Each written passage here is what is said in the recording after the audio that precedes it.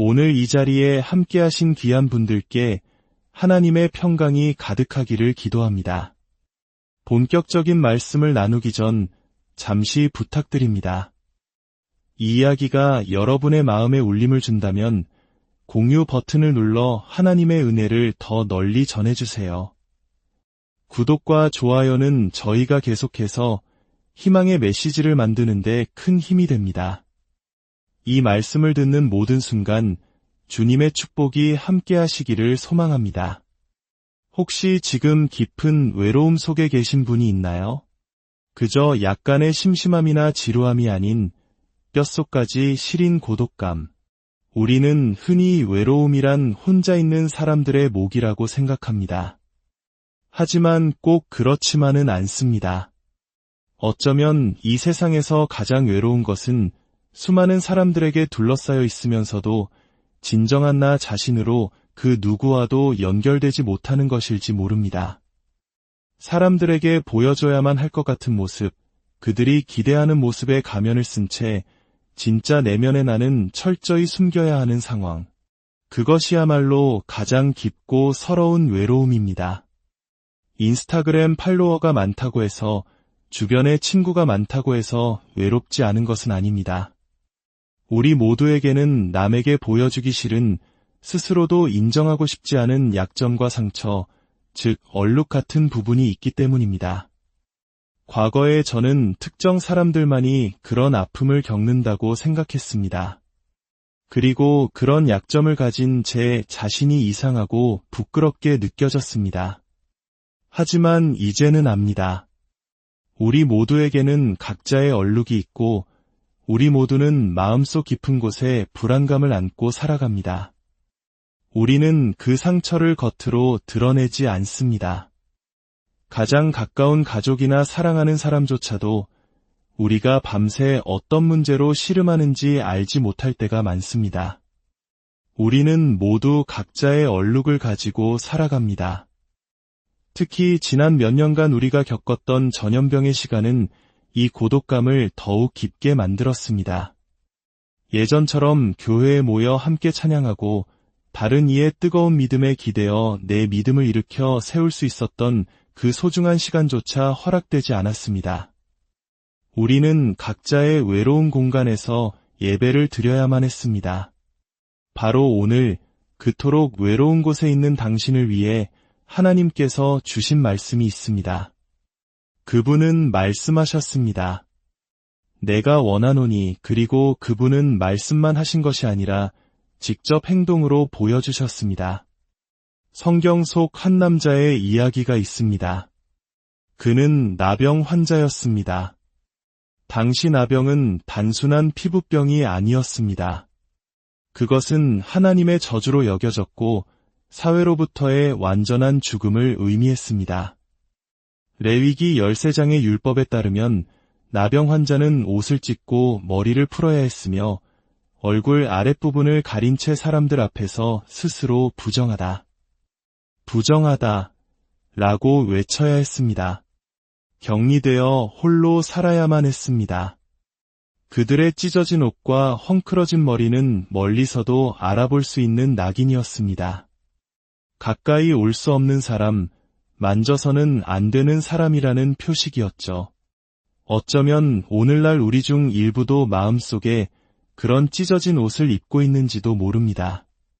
다른 사람에게, 심지어 하나님께도 가까이 다가가지 못하게 스스로를 묶어두고 있습니다. 진실한 모습으로 기도하지 못하고 하나님 앞에서도 괜찮은 척 연기하며 가면을 쓰고 있습니다. 하지만 주님은 그 가면을 만져주실 수 없습니다. 나병의 가장 무서운 초기 증상 중 하나는 바로 감각을 잃어버리는 것이었습니다.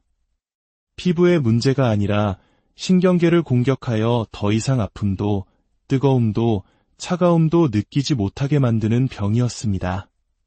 이제 아무것도 느낄 수 없게 된 이 남자에게 한 분이 다가오십니다. 그리고 그를 위해 대신 느껴주시는 대제사장, 바로 예수 그리스도이십니다. 성경은 예수님께서 그를 불쌍히 여기셨다고 기록합니다. 헬라어 원어 스플랑크니조마이는 내장이 뒤틀리는 듯한 깊은 연민과 공감을 의미합니다. 주님은 당신을 위해 아파하십니다. 당신과 함께 앉아 계시고 당신의 삶 속에 거하시며 당신과 함께 눈물 흘리십니다. 당신과 함께 걸으시고 때로는 당신의 아픔에 함께 분노하십니다. 당신이 느끼는 모든 것을 그분도 느끼십니다.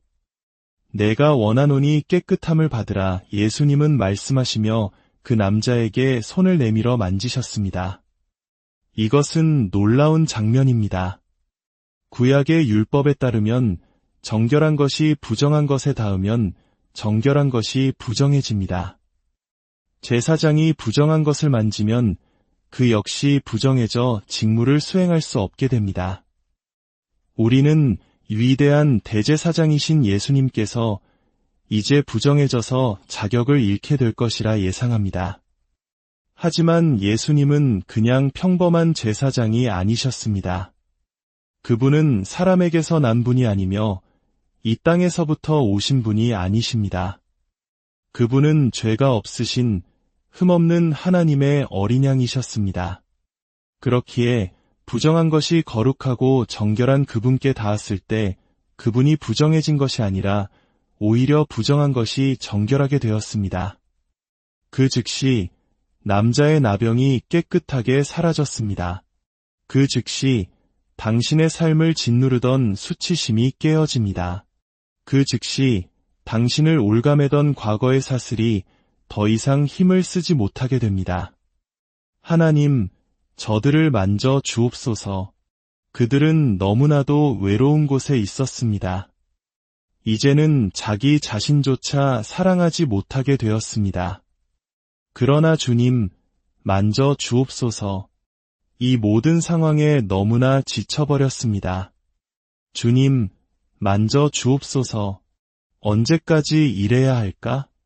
우리 아이들은 다시 학교에 갈 수 있을까? 나는 다시 예전처럼 자유롭게 외출할 수 있을까?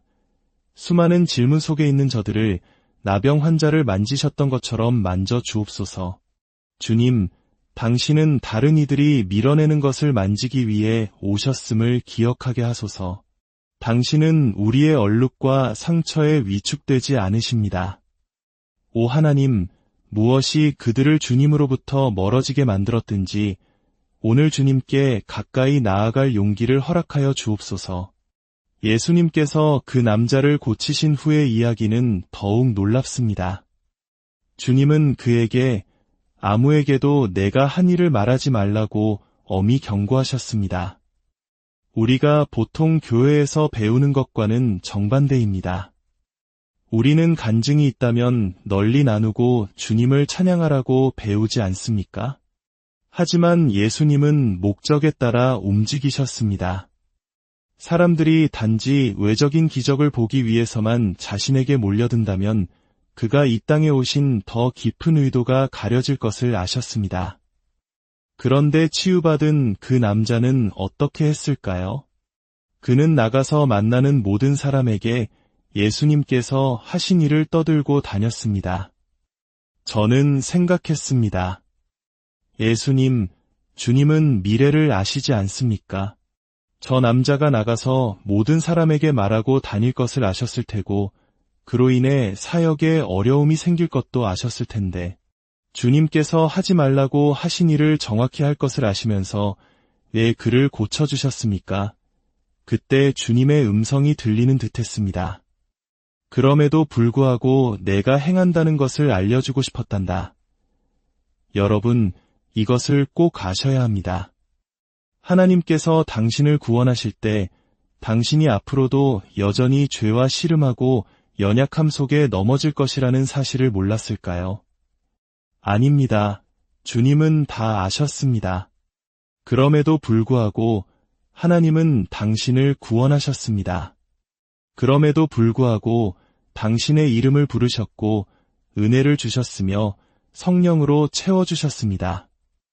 우리가 돈으로 살 수도 노력으로 얻을 수도 자격이 있어서 받을 수도 없는 구원을 주님은 그럼에도 불구하고 우리에게 주셨습니다.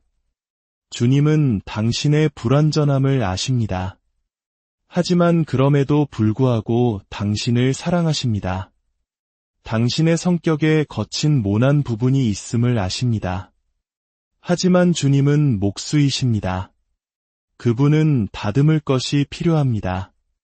그분은 너무나 부정해 보이는 것, 너무나 엉망진창인 사람, 너무나 절망적인 상황을 통해 말씀하기 원하십니다. 내가 바로 이런 일을 하기 위해 왔다. 이야기의 가장 가슴 벅찬 반전은 마지막에 있습니다. 이야기의 시작에서 외로운 곳에 있었던 것은 나병 환자였습니다.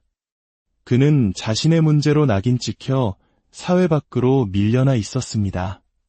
그런데 그가 치유받은 후 예수님에 대한 소문을 퍼뜨리자 수많은 사람들이 예수님께 몰려들었습니다. 마가복음 1장 45절은 이렇게 기록합니다.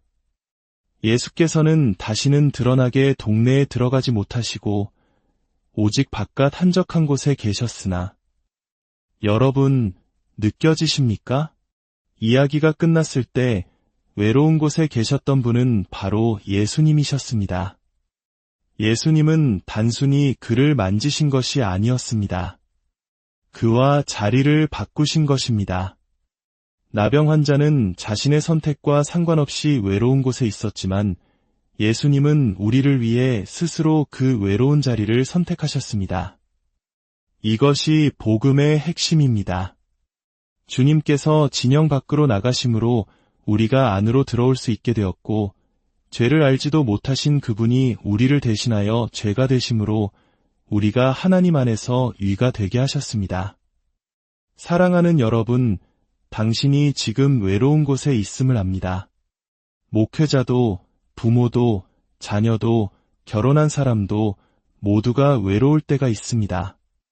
하나님께서 오늘 당신에게 말씀하십니다. 내가 너의 그 외로운 곳에서 너를 만나겠다. 두 손을 들어보십시오. 주님은 말씀하십니다. 그 아픔을 내게서 숨기지 않아도 된단다. 내가 기꺼이 너를 만져주겠다.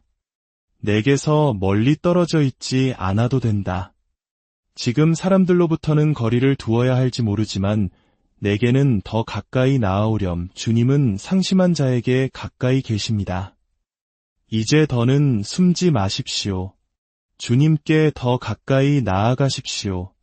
사랑의 하나님 아버지, 지금 이 순간 각자의 외로운 자리에서 이 말씀을 듣고 있는 당신의 자녀들을 축복하여 주옵소서.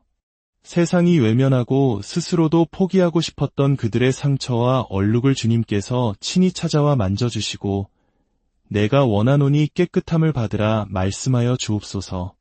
주님의 따스한 손길이 그들의 가장 깊은 상처를 어루만지시고 모든 수치심과 고통에서 그들을 자유롭게 하시기를 우리를 위해 기꺼이 외로운 자리를 택하신 구주 예수 그리스도의 이름으로 간절히 기도합니다.